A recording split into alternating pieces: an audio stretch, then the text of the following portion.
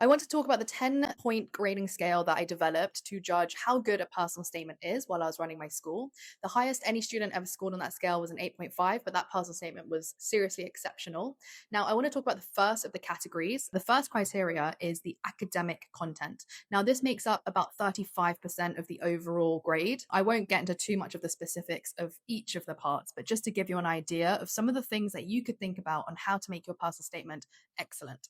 So within academic content, I have four sections. The first of this is how appropriate is the content, the theories, basically the knowledge about your subject that you have chosen to talk about is. So it usually goes one of two ways. Either it's too low level and it's just a repetition of like A level material. So you'll just be talking about like mitosis or like, you should be talking about externalities or something. Or it goes too far, like beyond the scope. It will be like graduate level theories and contents that you're claiming to understand. And the disconnect is too big because there's no storytelling to get you there.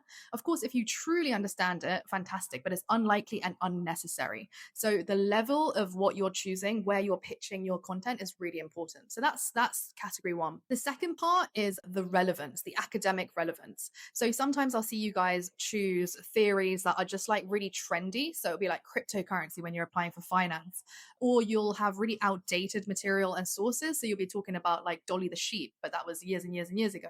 So understanding what is currently interesting in your field of study is really important, and it positions you really well to understand what the tutors might be interested in and what they're looking for as well.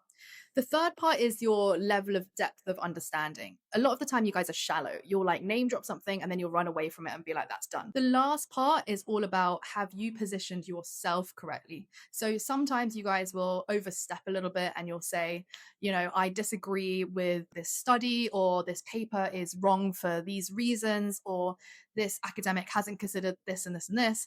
You can't do that. You don't know that right now. You're not the expert. You're not the leading voice. So when you do that, it just looks a little bit like you've misunderstood some things.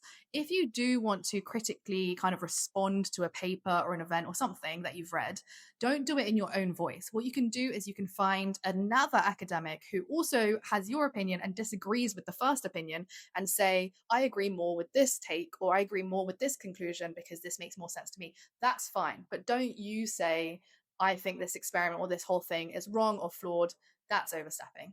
So it's all about the positioning of how your take on the theories that you're discussing and talking about. Okay, so there is a tiny last little section about referencing and how well you've referenced, but that we can talk about another time. So this is everything that I would be looking for in judging how good your academic content and selection of topics is.